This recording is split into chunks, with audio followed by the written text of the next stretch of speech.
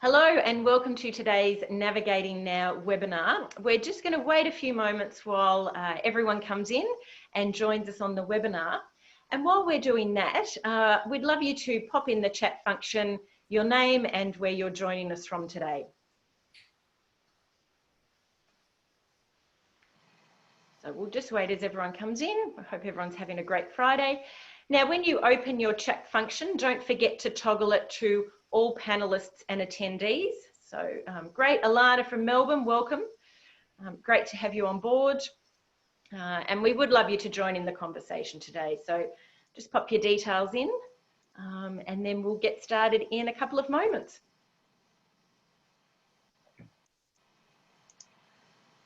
Okay, I think we'll make a start. So welcome everyone. My name's Georgie. I'm the Chief Engagement Officer at Fetching Events and Communications. And I'm also one of the co-founders of Love Work Port Phillip. And it's fantastic to have you join us for our second Navigating Now session, where we'll look at the lessons and learnings from lockdown and chapter 3 of our fabulous businesses in Port Phillip. We really want this to be really interactive, so please join in the conversation. If you've got any comments, if you run a local business that you want to add anything or you want to ask any questions as we go, please don't hesitate to pop them in the chat function. So before I introduce our panel, I do want to pay my respect to the traditional custodians on the lands of which we're all meeting. And at times like these, we do come together from all different lands. We've not only got people from Port Phillip on the call here, but we've got people from around the state. So I want to pay my respects to the traditional owners of the land and pay my respects to their elders past, present and emerging. So we've got a fantastic panel assembled today, and bear with me because I will reference my notes as we go through it. But for us here in metropolitan Melbourne and the Mitchell Shire, we know that we're in lockdown 2 weeks in, I think. Who knows? I've lost complete track of any kind of time this year. For people like me, we're finding it pretty tricky this second time round. I'm sure everyone's feeling that too. So what we wanted to do was chat to some of the businesses doing great stuff in the area and find what they've learned along the way. Because this is something new. None of us have ever gone through this, but we can become a stronger community by sharing our do's, our don'ts, our learnings, and really become one big village together and get through this. So I'd like to introduce our panel. We've got Georgie Dragwidge from Georgie's Harvest. And we're thrilled Georgie's actually joining us from the store, but she's out the back in a closed area. And so we've got her live from the market. I should note that Georgie is not wearing a mask at the moment because we do want to comply with broadcast regulations, and we are aware that we may have some people watching who do rely on lip reading, so which is why Georgie doesn't have a mask on now, but you'll see at the end she'll be popping it back on before she heads back out into the store. We've got Jess McGrath from the Palace Hotel. Hello, Jess. So while Hi. Jess joins us, her kids are also joining us. Well, her kids are also on a Zoom for school, so it's a busy household there. And we've got Paul Littmann from the Port Melbourne Business Association. And it's fantastic to have Paul here and share his experiences from a business association point of view. So as I said, please do pop any questions in the chat function, and a big hello to our Mayor Bernadine Voss who's joined us. It's wonderful to have Bernadine on the call and her support. So Georgie, over to you in the market. Now you're a business that, while Georgie's Harvest hasn't closed, it's certainly impacted how your business is running, what's happening around you. Tell us a little bit about how business has changed for you and how it's changed at the market. Firstly, our general merch stores closed, so those people not selling food have closed down. A lot of the restaurants are doing it really, really tough. They're facing struggles they've never faced before. I've spoken to a lot of the restaurateurs and it's just really... Oh, we're just losing Georgie there. So we might just have a few technical issues, but while Georgie comes back, I might throw to Jess, who's a business that at the Palace Hotel, you had to close during lockdown, then opened up, then closed again. What's that been like? It's been very challenging, that's for sure. Yeah. I mean, it's with the first lockdown, we closed, we went away, just kind of reevaluated everything. We just didn't know what to do. We didn't know how long it was going to last. And we hadn't really ever focused on takeaway and stuff like that before. So we just went away. And then we decided to come back and do the takeaway model. Georgie's back. So it's been a massive wave, and we're riding it. I don't know if we'll come out the other side of it. I don't think anyone will really know that for a few months to come. So we're there, we're doing takeaway. We decided it was important to focus on brand loyalty and sort of keeping engaged with our locals and stuff like that. So that's what we've been working on, and selling t-shirts and just doing other things that we've never really had to do before. It's just keeping engaged. Yeah, and look, that's the thing. At times like these, you sort of feel like sometimes that's the only thing I can do. I can keep engaged, but we actually forget how powerful that is, because as Alison McDowell, one of our Live, Love, Work co-founders, always says, don't go dark, because if you go dark, someone will step into your place. So, it can be a bit of out of mind, out of sight. And I think, the stuff that businesses is doing has been fantastic. And we've got Georgie back. Great. Yay. And anyone but can you hear me? We can hear you. And I think you've probably read in the news that this can happen to the best of them with the Nick Cave concert last night that had a lot of issues with their live streaming. So Georgie, you're a business that's been able to stay open, but obviously things have changed around you. What sort of different things have you been doing as a stall holder to keep engaged with your customers? No, we've lost her again. That's well, we've got her gorgeous face up there. So while we try and get her back. Yeah. So the markets. The joys of modern life.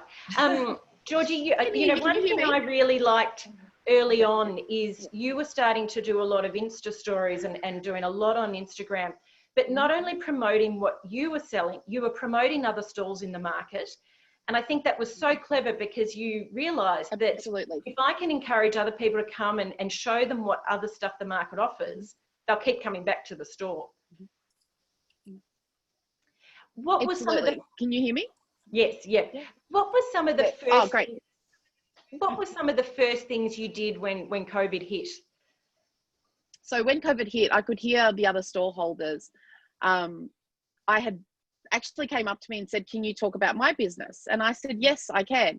And so one of the things that I wanted to do was buy a puzzle. So I went to the puzzle store and said, everyone, first I bought the puzzle and then I did the Instagram, and I said to everyone, come and buy your puzzles from the puzzle store. And then I had lots that I was one of those ones that raced up and bought I did buy a puzzle, and I spoke, and they said, oh, we're just losing. Realize that we are all in this together, and so we used to try to go out as. Okay, I don't know why. I'm sorry. We tested perfectly. Okay. We got this right. We shouldn't. Hey, this is what it's like. We're all just. Yeah. But then, as I said, so then we went around to the different businesses and I promoted them, and it worked. Yeah. And a lot of people also gave me the feedback through my Instagram that they could see that the market was open and operating, and just that friendly voice and that consistency was something that people wanted to see on Insta. Layout of the physical out of the market. Yeah. And we've done things so that we can create social distance, and it has actually been working. I think we've created through it. Yeah. And do you know, there's some fantastic stuff that you've been doing on social media. As you say, you've remained, probably despite what you might be feeling behind the scenes, happy, engaging. Yes. I have a smile on my face every time I see your posts. Some stuff I really loved that the market did early on, which you were really great in promoting, was the click and collect. And openly acknowledging that, you know, we're still open, but we also acknowledge you might not feel comfortable coming here, and that's okay. there's another way you can access our produce, which I think. So the market's click and collect included lots of different store holders. The market actually made it really easy for the store holders to participate. A lot of us don't have online features. We have never worked in a format outside of our businesses. We're good at this person to person. And the market actually got it up really quickly. The fee customer telling you the waits aren't too long. There are happy, beautiful people there putting the things in your boot. And it kept a lot of businesses really going. And I think one thing that we've learned through COVID, the biggest feeling through COVID other than fear was uncertainty. Are we going to be shut down? Am I going to be able to promote my farmers? Because no one told nature that 2020 is cancelled. So the potatoes came out of the ground, the truffles came out of the ground. And the thought of telling these people who I'm one of their few customers that I'm not going to work with them was really scary. And fortunately, we were able to do that, and the market did step up to do the click and collect. But on a personal level, I jumped into Instagram, something I didn't know I could do or that I wanted to do. This week, we've launched our internet site, which I was terrified about. It's so outside my comfort zone. And tell me, Georgie, I don't shop online because it's not my nature. So to have my own website, with the website, was that always in the plan, or was that sped up by COVID?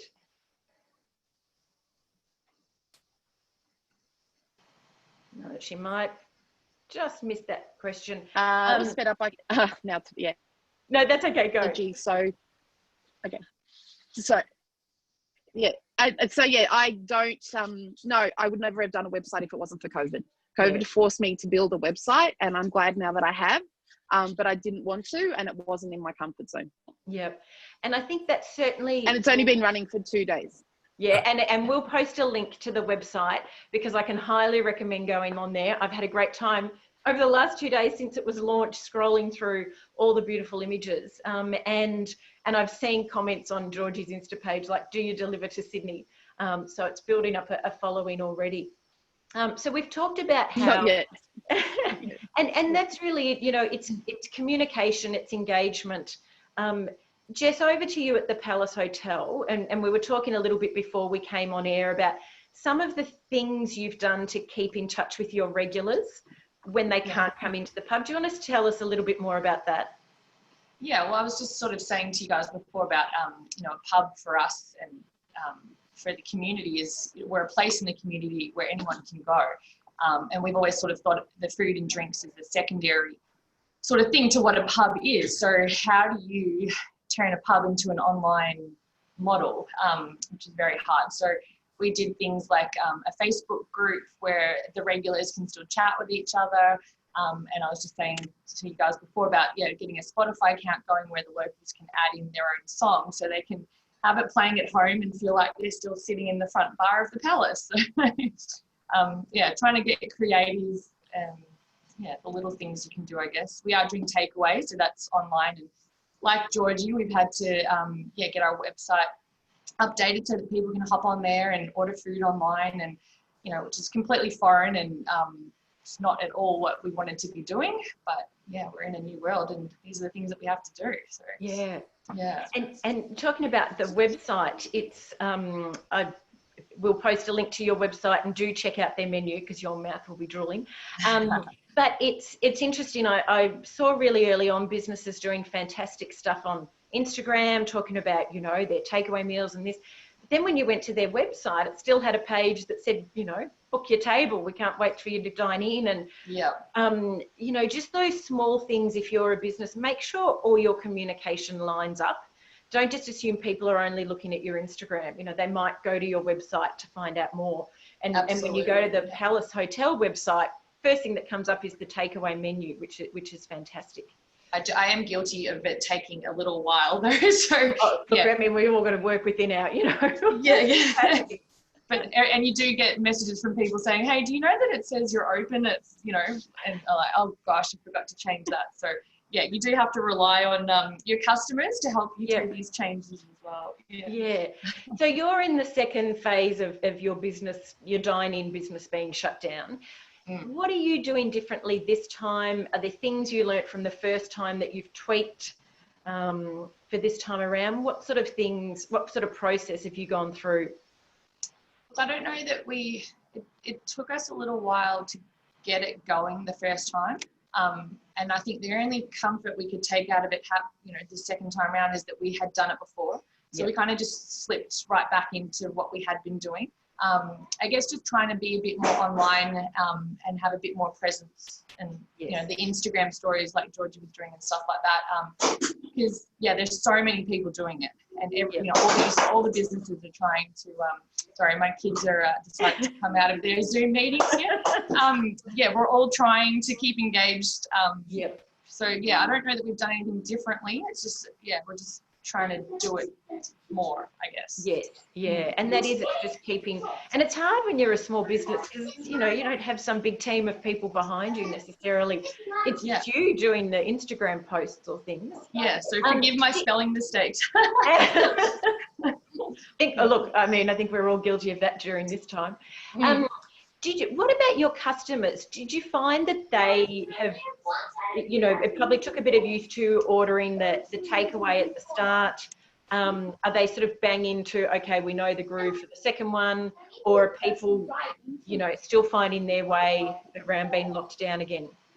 Look, it's hard because you don't know, like, are people not working? Are people working from home? There's so many, you can never predict hospitality anyway, but then add in this whole predictability, it's just, but I think, people try and, some people call because they want to talk to us still, so they fall in order, and then other people don't want to talk to anyone. They just want to hop on Uber Eats, it's delivered, contact free, whatever. So we've got all the options open, because you obviously have all different types of customers. So, And Georgie, you've talked about how your customers' habits have changed, like they're shopping on different days. Absolutely. So Wednesdays and Fridays are now busier for our businesses. The market's still not busy, but we actually do have, our incomes have gone up, but they've gone down on the weekends. And so, you see all your Saturday customers here on Wednesdays. And I think people are also really thinking through what is the best day to come to the market. And we've encouraged everyone, Wednesday, Friday, Sunday. Come Wednesday, Friday, Sunday. And Wednesday and Friday are a great day to come to the market, and people are actually changing and they're coming. And that's a real key thing for businesses. And I know Kate talked about this in our first Navigating Now, is to look at the behaviour of your customers. And Georgie knows that these days will be busier, so she can plan around that, not just expect and sort of push for it to be what it always was, because we know people are changing. Jess, do you find you've met new customers that you didn't previously know? Has the takeaway opened up a new audience to you? Yes, definitely. Definitely. It's also for me personally, because having the kids, I'm not usually there at the times that we're now operating, but I am there now. So for me, yes. But in terms of overall customers, we definitely have new customers coming through. Because, the Deliveroo and Uber Eats and things like that definitely opens us up to. Sorry, can you hear me with that? Okay. What we might do is we might mute you while we're chatting. Sure. I might throw to Paul. So Paul, you work with the Port Melbourne Business Association. And you're a small business owner yourself. What have you seen happen, other than the obvious of businesses needing to close? How have you seen businesses adapt and adjust during this time? First, I'd just like to comment on the experiences so far of the technical failures and children in the home. I think this is fantastic. It's reality, isn't it? So human. That's lovely. Wow. There's a few that I think the Golden Fleece is a good indicator of changing who they are from a pub to a bottle shop, so to speak.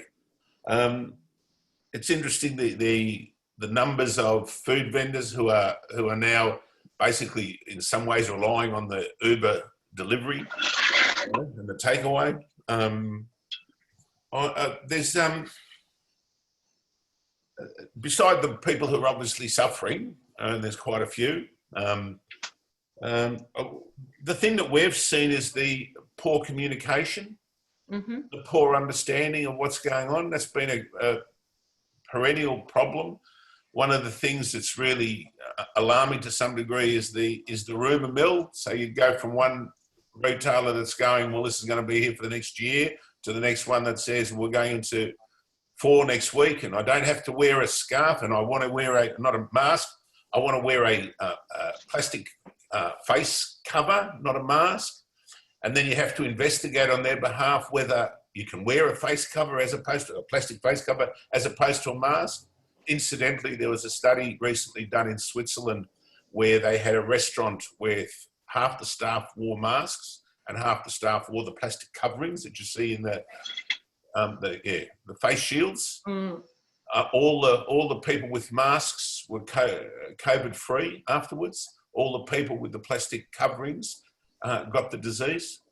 Just as a side thing, it's not in medical scientific evidence, but it was published out of there. But yeah, the real issue that I see is the lack of information. The lack of a lot of people who wouldn't be aware of the $5,000 from the state government and how they go about doing that and how they fill out their application forms. Yeah, that's an ongoing issue as a business association. Yeah, and just on that point, I recommend anyone who runs a business to hop onto it's the old Vicky, but it's VCCI, the Victorian Chamber of Commerce and Industry, because I think they're offering free memberships at the moment. Don't quote me on that. They are. Yeah, they are. And they certainly have a lot of information, and they've got fantastic email updates. As a small business owner myself, I know what it's like to try and sift through, and am I eligible for that? Am I not? What do I need to do for that? Am I missing out on anything? And they're terrific. So I do recommend anyone who's watching to jump on there. And you can go in through Port Melbourne Business Association because we're members on everybody's behalf. Fantastic. And I'll put a link up to the association afterwards. And I'm going to come to you, Paul, for sort of some great things you've seen happening. But I do invite anyone to write in the chat function any fantastic stuff you've seen businesses do that have kind of caught your eye. I know there's a coffee shop in Albert Park that has really, and it's from the coffee roaster that they get their coffee from, but really fun social distancing decals, that say, I've got a spot right for you, and, this is where you belong. And they make you smile. And so, it still makes you stand on the dot and keep your distance, but it also puts a smile on your face. I saw the aquarium before we went back into lockdown, looking at that for a venue, and their decals had flippers on. Such a simple thing, but it caught your eye. We've got Alana from the Art Centre on, and the Art Centre is a venue that's obviously closed, but they've done some terrific things. And they've been sending out emails saying, while the curtain's down, this is what we've been doing. Yeah. So, we just keep up to date what they've been doing. So we've got a comment here from Nikki. Some business owners tend to self-assess. Best option to apply and attach one page explaining how COVID has affected businesses. Finance helps put a human aspect on it. Yep. On the application. Yeah. And it's really interesting because it's also about perception. And I was talking earlier about a coffee shop near my sister's that potentially did have everything in place, maybe not, but we'd chatted to them a couple of times about how they were dealing with the restrictions, and then I went in one day and they had, and this was pre-second lockdown, a fantastic queuing system and arrows, and they'd really revved up all their stuff, and I asked them about it and they said it came from the customers. So it's also the perception. You might know that you're within your guidelines, but how are your customers feeling? And I think that's a great thing that the market's done, acknowledging that even though people can go to the market, they still might not be ready to. And one thing I love with Georgie in her Instagram posts is if she has a photo with someone, they're clearly 1.5 meters apart. They haven't stood together just for the photo and moved apart. They've remained there. So, Paul, what are some of the great things you're seeing? What are, some takeaways you could give people watching on how to, little things that they could do? The Rose on Bay Street, if anybody knows the Rose, it was a hotel. And for the last couple of years, it's been languishing. Some guys took it over for catering. And then what they've done is they've actually, the best way to describe it, in some ways it's like in the late 1960s, 70s, when you had the sort of hippie markets where you'd have all different produce and and fashion wear. Yep. They've done that in the Rose Hotel. So you basically have fruit and veg out the front in baskets, a limited range, and then you go inside and they sell scarves and they sell sandals and they sell upmarket wines from Victorian regions and things of that nature. And you're basically going through a really unusual upmarket retail experience, and they're still serving food at the tables. So it's a very interesting, well, they were, they're not now. Their retail offering's still open, and they've set up a website. So they've converted what was in most instances, you'd actually say, for some time, we'd seen it as a derelict building, so to speak, that had a catering function that didn't seem to operate often, into a retail experience that people are... the uptake of it on Facebook has been quite astounding. Have you been there to see it and check it out? And they have people going through there. There's anything up to 3 or 4 people at a time just looking at it. So from a visual experience, it's quite remarkable. Yeah. Other than that, in terms of Bay Street, unfortunately, a lot of people in the food game, but our retailers haven't really shown, to my way of thinking, much imagination. You know, I think that's a sign of the times. You know? Yeah, and as we said, you know, these are all small businesses. People are exhausted, you know, and the more we can share, because it is hard to be creative when you're just trying to muddle through each day. I'll take the one thing that's come to my attention while I've been talking, I think, and most people haven't thought about it and aren't planning for it, but it's suddenly struck me as we're talking, so many businesses are in deferment stage with accounts. And as we are locked down for the second time, and we may progress to December and further, the payment of deferred payments over periods of time as negotiated 3 months ago will put an unbelievable strain on people. You know, and it just struck me now. In terms of planning, what we need to do as an organisation and as a business, all of us need to plan how we're going to handle deferred costs at the end of this, and they're increasing. Yeah, and look, we've got a great comment from Alison, which I'm going to throw to in a minute, but she often talks about, and we've all seen the research, we perhaps haven't all seen it, but there is a lot of research out there of the companies that survive through recessions are the ones that continue their marketing and their communication. And that doesn't mean having a big marketing budget. No. It means staying visible.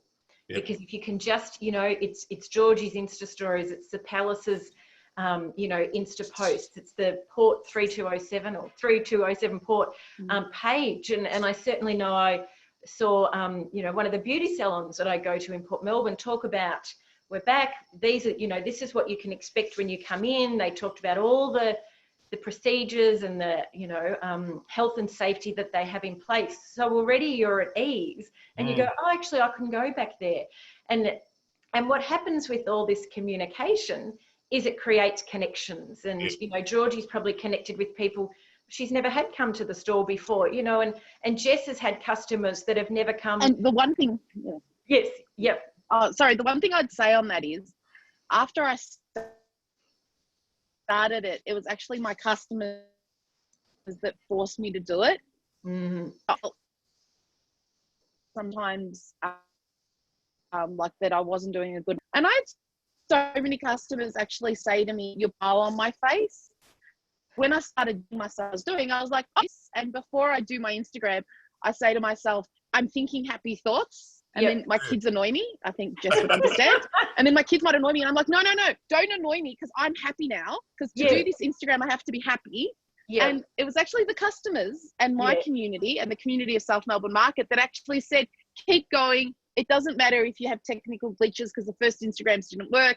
It doesn't matter. Keep going. It was funny. Wax your chin. Just random things that was just really funny about keep going. Yes. And it was that feedback to say, this is how we can do things differently. Yeah. And the support they gave us to keep trying, even when you think, oh, what am I doing? Yeah, absolutely. And you know what? I actually posted a quote on Fetching Events' social media recently about, you know, the connections I love are the ones that make this big wide world feel like a little village. And I think we've certainly the connections and the way people work together in Port Phillip. And Alison's just written, the great things I'm seeing is the connections and partnerships that people are building, promoting each other's businesses. Port Phillip is more likely to be heard. And I think, you know, Port Phillip is really establishing itself. And the take-home cocktail market is certainly an innovation that's come out of this. Paul, over to you. One of the things we have is we've got the Port Melbourne Focus, which is a local who's created a presence on Facebook. I think there's about 5,500 local community members. It's a wonderful platform. Yep. Absolutely wonderful for engagement and the concern. It is really interesting to watch people's concern around and in and of Port Melbourne. They often post their concern for the street, for the area. It's heartwarming their commitment to the whole area. Yes. Yeah, from a community basis. Yeah, and there's a lot of research that's coming out around the focus on neighbourhoods, and certainly if you read anything that town planners are talking about, is that focus will come right back to the neighbourhood, particularly as we're working from home. Our neighbourhood is our safe area. And Live, Love, Work did a video with the South Melbourne baker recently where he talked about, well, he's lost one cohort of business because commercial business that was around coming in, you know, and now working from home. He's actually met all these new customers that are now working from home and that wouldn't usually come in. Now they'll stay, you know, they might go back into the office, but on the weekend they'll come to him, you know. So have a look at how your customers are changing and, you know, look at who the new ones you're engaging with and how that might actually continue out of COVID. A question for Georgie and or Jess. Do you look at sort of which of your social media posts get more engagement? Do you have a play around? Do you think, oh, okay, you know, if I do an Insta story where I'm cooking a recipe at home, that gets lots of likes? Have you sort of played around with what engages with people? Do you want to answer that, Georgie? Yes. We'll go to you, Jess, and then we'll go to Georgie. I can. So for me, I've gone a little bit. Oh, sorry, Jess. No, you go. Can you? Oh. Yes. Yep, Georgie, we'll throw to you. Oh, so I'm making it up as I go along. I'd love to say that I've done a good enough analysis. I haven't. The ones that work best are when they happen naturally. Yep. And when like a customer came in wearing an Attica t-shirt. So I'm like, take your coat off. And it was really cold. And even my mum said, why are you making our customer take his coat off? I'm like, it's okay, Mum, he'll do it. And so poor Chris is taking off all these layers. I'm like, come on, we're doing a photo. Or if there's an exciting new supplier, or if my staff member loves truffles. So it's actually worked when it's just happened. Yes. And I'm not planned enough to say that I had a strategy behind it. My strategy was to try to cheer up as many people as I can. I know that sounds weird, but that was my strategy, was to make people happy. Yeah, and you know what the gold, Georgie, is? You're authentic. Yes. And if you're authentic, you'll engage with people. You're just, you know what? It's just about being yourself. It's like today, you know, we're not going to pretend we're in a TV studio. We're all just trying to muddle along. And people understand that, and that authenticity will really engage. Jess, what about some stuff? What about your social media at the Palace Hotel? Yeah, look, I think it's in the past, doing your post doesn't necessarily guarantee sales. It's more about that brand awareness and things like that. However, I have noticed with the post during this time, it has actually brought people in. So I don't know, I guess it's just a different, people are home, so they're closer, they can come in. And I think a lot of people maybe used Insta stories to distract themselves while they're at work. So they're not necessarily there in the area at the time that you're doing it. However, they might be now. So I know it's never guaranteed sales. It's just more about that brand awareness and keeping engaged, I think, with people. Exactly. And I think, and that's a really important element, is don't be disheartened if you do some media posts and it doesn't end up with, you know, a bundle of orders. What you're doing is keeping top of mind for people. So, you know, I know there's places I've ordered takeaway from during the lockdowns that I haven't eaten in before. And so when, you know, we can go and eat, we'll go there. And I certainly know from a personal point of view, we've got a local pub in South Melbourne that we go to, that's sort of exclusively, which is a bit boring. But when lockdown finished the first time, obviously we went back there, but we also wanted to try new pubs, and so we actually went and sampled some other pubs for dinner, and it was like this breath of fresh air. So you just never know what will happen.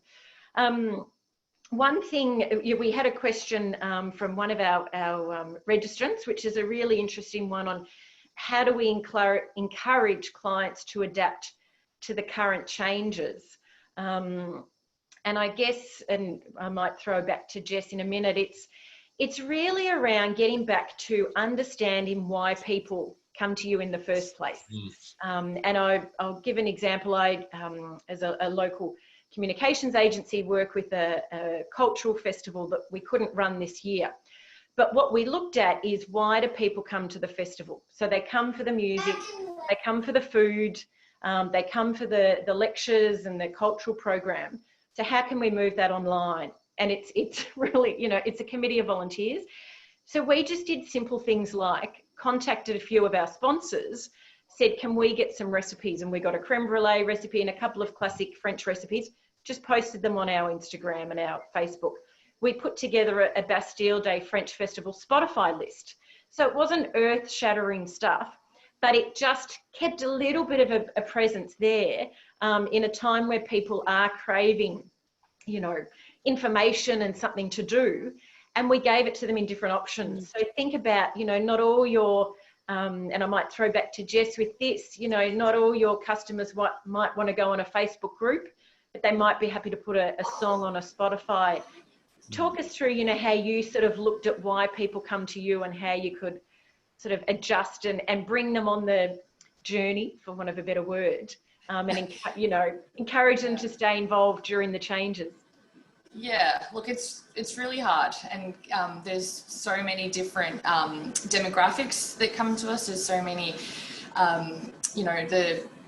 like you said, the people that aren't necessarily technologically savvy. I think Paul was talking about that earlier. Like, if it might be hard to get on the internet and to do a Spotify song, or so they might want to actually just go on their daily walk and pop past, wave through the window or whatever it is. So we're fumbling our way through it at the moment. We're trying to work that out. I don't really know that I have the answer to that. But do you want to tell us some of about the takeaway meals? Because I know you're not just doing, your normal menu. You've got some different sort of themes happening, like the Sunday roast. Yeah, so we're doing the weekend roast now. So you can have it all. You can have it on Saturday or Sunday. Well, look, it's hard because we're doing limited hours. As a business, it was really hard because a lot of our employees weren't eligible for JobKeeper. We had a lot of foreigners on the student visas and stuff like that. So it's been really hard to keep the business going, but with the minimal staff that we have. So we've actually got 2 pubs. We've got one in Abbotsford as well. And we had about 40 staff altogether, and 8 of us were eligible for JobKeeper. So we've had to share staff around, trying to keep 2 businesses going as well, which has been hard. So yeah, to have a menu that's only appropriate for less hours, I guess. But everyone wants a Parma, really. Let's be honest. Why do you order from a pub? It's to have a Parma. So that's probably the biggest seller. Yeah. Things that are going to stay hot. So when they get to the customer, that it's still enjoyable. So we've got like a lamb shank with the mashed potato and stuff like that. Curries. Our team of chefs are Nepalese, so they do a really, really good Nepalese curry. If anyone likes a good curry. Good to know. Yes, I know. I think we all know what we'll be ordering this weekend. Amazing. So yeah, things like that. It's hard because Chef likes to get creative, but he can't do his daily specials at the moment because you just don't. You're trying to keep things. You don't want things to be going to waste.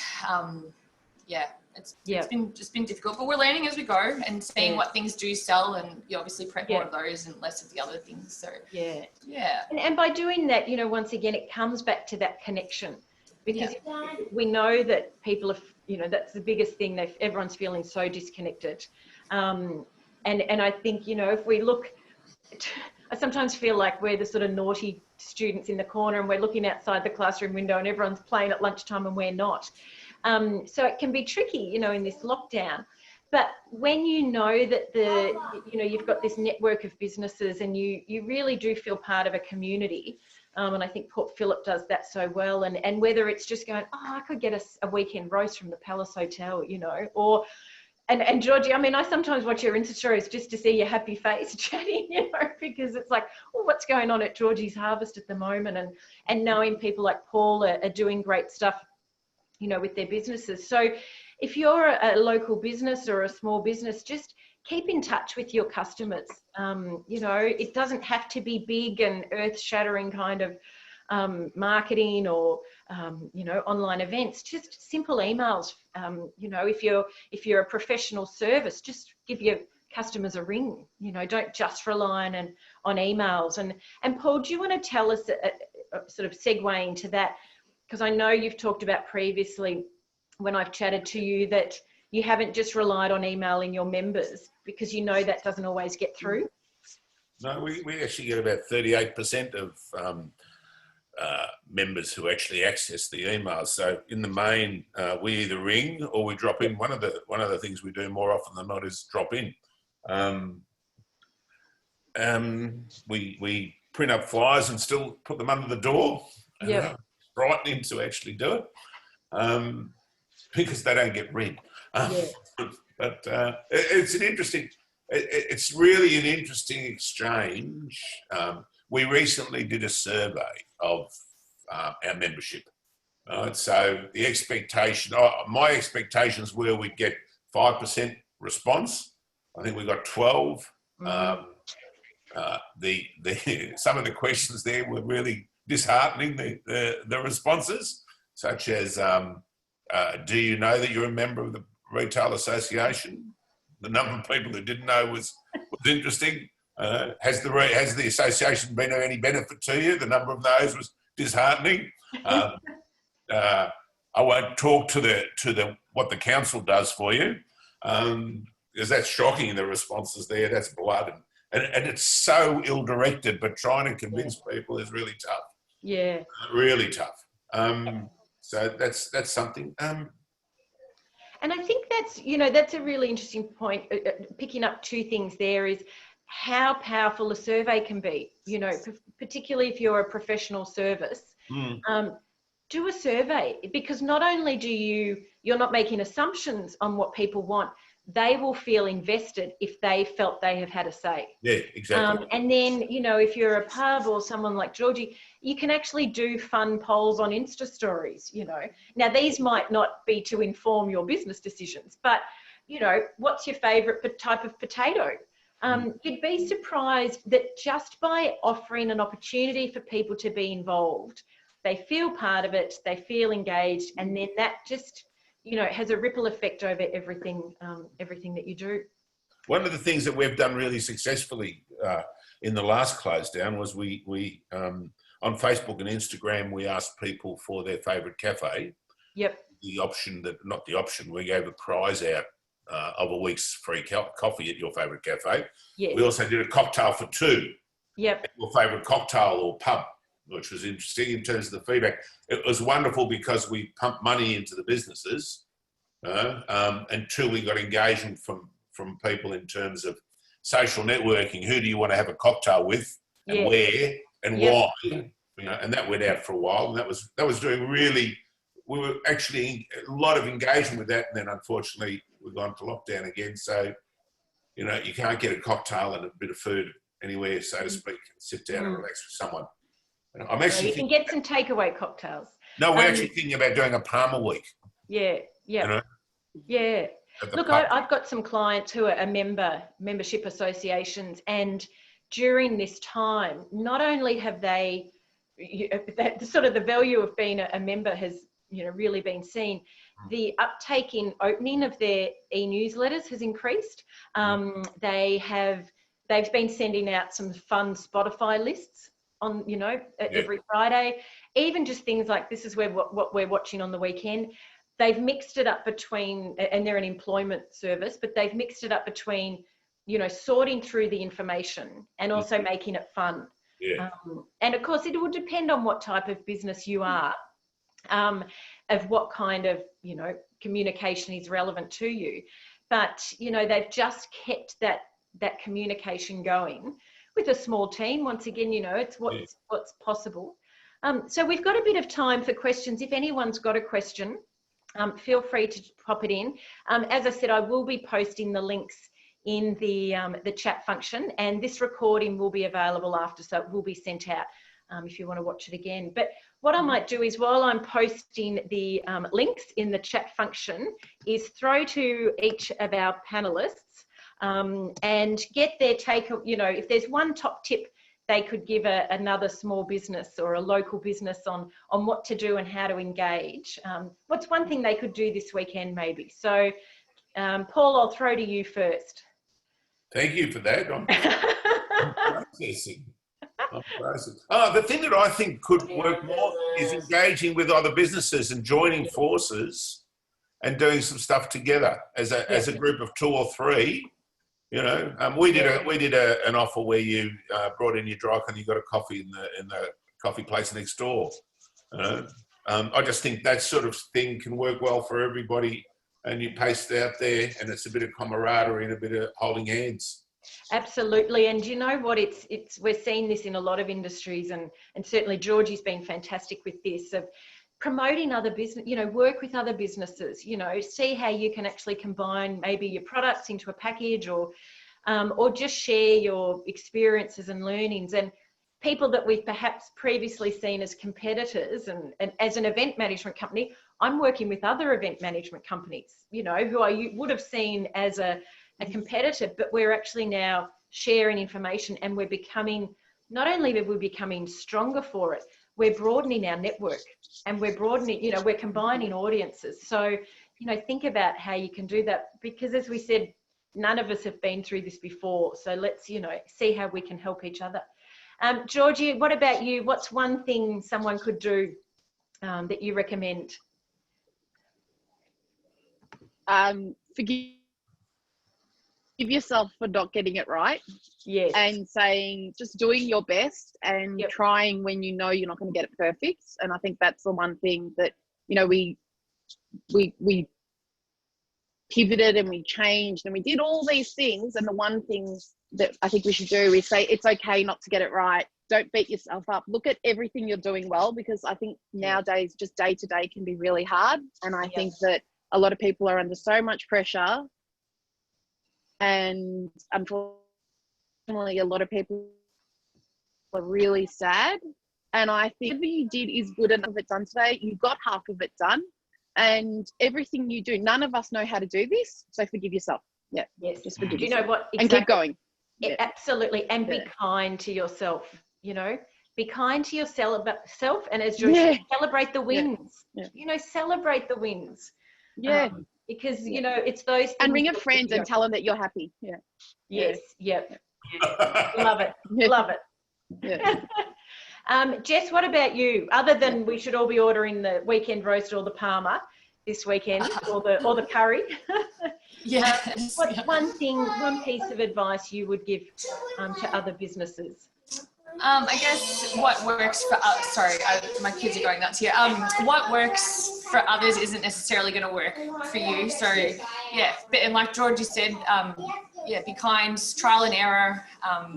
Look at what other people are doing. By all means, this has been invaluable talking to you guys today. And just see what others are doing. You know, you don't want to be chopping and changing between things. You kind of want to pick something and stick with it. So have a little bit of a brainstorm and I guess. But order Palmers, and let's do the Palmer week, Paul. That's a great idea. Yes, please do. Well, thank you so much, everyone. I think that, you know, we've really appreciated you taking the time out of Georgie, out of your, you know, business at the market. Jess, when you've got homeschooling, Paul, everything you've got going on with the association. It's been great to have you on the line, and I've popped the links in the chat function, and we'll send them out as well. But at Love Work Port Phillip, we were founded to really just help connect and, you know, work with the community, because we're so proud to, we love it. Jess, you might go viral after this is intense. but we're so proud to be part of the Port Phillip community, whether it's working here, living here, coming to play here. So do follow us on Instagram, and if you've got a local business that you want to promote, let us know. We'd love to, you know, share your stuff on our Instagram pages, and you know, look to how we can keep engaged. So anything else? We've got a bit of time for questions, but I just, as I said, thank you to our fabulous panels. Thank you to you for joining us, because once again, this has brought a little community together, which we've loved. And we wish you all the best. Stay safe, stay well, mask up, and have a safe weekend. Yep, there we go. Georgie's about to pop hers go back on. to work. Yeah, exactly. Go back to work. Yeah. Have a great weekend, and as I said, look at the links that we've posted there, and we look forward to seeing everyone in person when we can. But otherwise, you know, support the local community. Share stuff, you know, if you see great stuff happening at a local cafe, or share it on your social media. You know, if you find a shop that's selling great masks, share it. You know, if you're in the community pages, and I was mentioning this to the guys before, that there's a clothesline on a nature strip in Albert Park, and if you're in one of the Albert Park groups, you'll know, where a resident is just making masks for free, and in a snap lock bag, pegging them onto the clothesline. It's like a little strung up clothesline, and you can just go and take it for free or add a donation, and then they'll just keep making more. So there's some fantastic stuff. So share it. Let's get the word out about all the great stuff in Port Phillip, and have a great weekend, everyone. Thank you. Bye. Thank Bye. you. Bye. Bye now. Bye. Bye, guys.